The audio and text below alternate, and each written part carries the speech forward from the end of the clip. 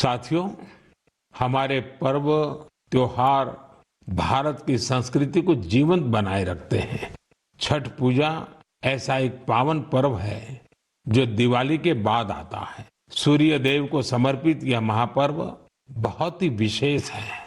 इसमें हम डूबते सूर्य को भी अर्घ्य देते हैं, उनकी आराधना करते हैं। छठ न सिर्फ देश के अलग अलग हिस्सों में मनाई जाती है, बल्कि दुनिया भर में इसकी छठा देखने को मिलती है। आज यह एक ग्लोबल फेस्टिवल बन रहा है। साथियों, मुझे आपको ये बताते हुए बहुत खुशी है कि भारत सरकार भी छठ पूजा को लेकर एक बड़े प्रयास में जुटी है। भारत सरकार छठ महापर्व को यूनेस्को की इंटेंजिबल कल्चरल हेरिटेज लिस्ट यानी यूनेस्को की सांस्कृतिक धरोहर की सूची में शामिल कराने का प्रयास कर रही है। छठ पूजा जब यूनेस्को की सूची में शामिल होगी तो दुनिया के कोने कोने में लोग इसकी भव्यता और दिव्यता का अनुभव कर पाएंगे। साथियों, कुछ समय पहले भारत सरकार के ऐसे ही प्रयासों से कोलकाता की दुर्गा पूजा भी यूनेस्को की इस लिस्ट का हिस्सा बनी है। हम अपने सांस्कृतिक आयोजनों को ऐसे ही वैश्विक पहचान दिलाएंगे तो दुनिया भी उनके बारे में जानेगी, समझेगी, उनमें शामिल होने के लिए आगे आएगी। साथियों, 2 अक्टूबर को गांधी जयंती है। गांधी जी ने हमेशा स्वदेशी को अपनाने पर बल दिया और उनमें खादी सबसे प्रमुख थी। दुर्भाग्य से आजादी के बाद खादी की रौनक कुछ फीकी पड़ती जा रही थी, लेकिन बीते 11 साल में खादी के प्रति देश के लोगों का आकर्षण बहुत बढ़ गया है। पिछले कुछ वर्षों में खादी की बिक्री में बहुत तेजी देखी गई है। मैं आप सभी से आग्रह करता हूं कि 2 अक्टूबर को कोई न कोई खादी प्रोडक्ट जरूर खरीदें। गर्व से कहें, ये स्वदेशी है। इसे सोशल मीडिया पर #वोकल फॉर लोकल के साथ शेयर भी करें। साथियों, खादी की तरह ही हमारे हैंडलूम और हैंडीक्राफ्ट सेक्टर में भी काफी बदलाव देखने को मिल रहा है। आज हमारे देश में ऐसे कई उदाहरण सामने आ रहे हैं जो बताते हैं कि अगर परंपरा और इनोवेशन को एक साथ जोड़ दिया जाए तो अद्भुत परिणाम मिल सकते हैं। जैसे एक उदाहरण तमिलनाडु के याज नेचुरल्स का है। यहाँ अशोक जगदीशन जी और प्रेम साल्वाराज जी ने कॉरपोरेट नौकरी छोड़ एक नई पहल की। उन्होंने घास और केला फाइबर से योगा मैट बनाए, हर्बल रंगों से कपड़े रंगे और 200 परिवारों को ट्रेनिंग देकर उन्हें रोजगार दिया। झारखंड के आशीष सत्यव्रत साहू जी ने जोहार ग्राम ब्रांड के जरिए आदिवासी बुनाई और परिधानों को ग्लोबल रैंप तक पहुंचाया है। उनके प्रयासों से आज झारखंड की सांस्कृतिक धरोहर को दूसरे देशों के लोग भी जानने लगे हैं। बिहार के मधुबनी जिले की स्वीटी कुमारी जी ने उन्होंने भी संकल्प क्रिएशन शुरू किया है। मिथिला पेंटिंग को उन्होंने महिलाओं की आजीविका का साधन बना दिया है। आज 500 से ज्यादा ग्रामीण महिलाएं उनके साथ जुड़ी हैं और आत्मनिर्भरता की राह पर हैं। सफलता की ये सभी गाथाएं हमें सिखाती हैं कि हमारी परंपराओं में आय के कितने ही साधन छिपे हुए हैं। अगर इरादा पक्का हो तो सफलता हमसे दूर नहीं जा सकती। मेरे प्यारे देशवासियों, अगले कुछ ही दिनों में हम विजयादशमी मनाने वाले हैं। इस बार विजयादशमी एक और वजह से बहुत विशेष है। इसी दिन राष्ट्रीय स्वयंसेवक संघ की स्थापना के 100 वर्ष हो रहे हैं। एक शताब्दी की ये यात्रा जितनी अद्भुत है, अभूतपूर्व है, उतनी ही प्रेरक है। आज से 100 साल पहले जब राष्ट्रीय स्वयंसेवक संघ की स्थापना हुई थी, तब देश सदियों से गुलामी की जंजीरों में बंधा था। सदियों की इस गुलामी ने हमारे स्वाभिमान और आत्मविश्वास को गहरी चोट पहुंचाई थी। विश्व की सबसे प्राचीन सभ्यता के सामने पहचान का संकट खड़ा किया जा रहा था। देशवासी हीन भावना का शिकार होने लगे थे। इसलिए देश की आजादी के साथ साथ ये भी महत्वपूर्ण था कि देश वैचारिक गुलामी से भी आजाद हो। ऐसे में परम पूज्य डॉक्टर हेडगेवार जी ने इस विषय में मंथन करना शुरू किया और फिर इसी भगीरथ कार्य के लिए उन्होंने 1925 में विजयादशमी के पावन अवसर पर राष्ट्रीय स्वयंसेवक संघ की स्थापना की।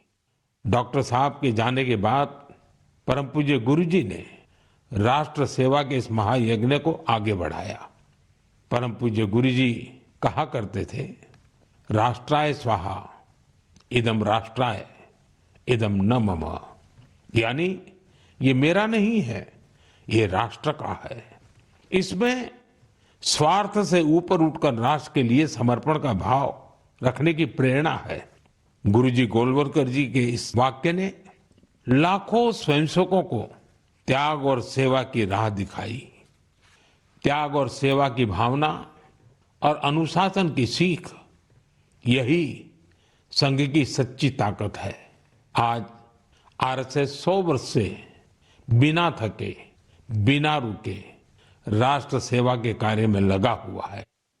इसलिए हम देखते हैं देश में कहीं भी प्राकृतिक आपदाएं, आरएसएस के स्वयंसेवक सबसे पहले वहां पहुंच जाते हैं। लाखों लाख स्वयंसेवकों के जीवन के हर कर्म, हर प्रयास में राष्ट्र प्रथम, नेशन फर्स्ट की यह भावना हमेशा सर्वोपरि रहती है। मैं राष्ट्र सेवा के महायज्ञ में स्वयं को समर्पित कर रहे प्रत्येक स्वयंसेवक को अपनी शुभकामनाएं अर्पित करता हूं। मेरे प्यारे देशवासियों, अगले महीने 7 अक्टूबर को महर्षि वाल्मीकि जयंती है। हम सब जानते हैं महर्षि वाल्मीकि भारतीय संस्कृति के कितने बड़े आधार है। ये महर्षि वाल्मीकि ही थे जिन्होंने हमें भगवान राम की अवतार कथाओं से इतने विस्तार से परिचित करवाया था। उन्होंने मानवता को रामायण जैसा अद्भुत ग्रंथ दिया। साथियों, रामायण का ये प्रभाव उसमें समाहित भगवान राम के आदर्शों और मूल्यों के कारण है। भगवान राम ने सेवा, समरसता और करुणा से सबको गले लगाया था। इसलिए हम देखते हैं महर्षि वाल्मीकि के रामायण के राम माता शबरी और निषाद राज के साथ ही पूर्ण होते हैं। इसलिए साथियों, अयोध्या में जब राम मंदिर का निर्माण हुआ तो साथ में निषाद राज और महर्षि वाल्मीकि का भी मंदिर बनाया गया है। मेरा आपसे आग्रह है, आप भी जब अयोध्या में रामलला के दर्शन करने जाएं तो महर्षि वाल्मीकि और निषाद राज मंदिर के दर्शन जरूर करें। मेरे प्यारे देशवासियों, कला, साहित्य और संस्कृति की सबसे खास बात होती है कि ये किसी एक दायरे में बंधी नहीं होती। इनकी सुगंध सभी सीमाओं को पार कर लोगों के मन को छूती है।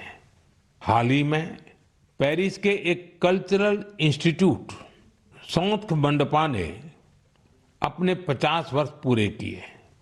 इस सेंटर ने भारतीय नृत्य को लोकप्रिय बनाने में अपना व्यापक योगदान दिया है।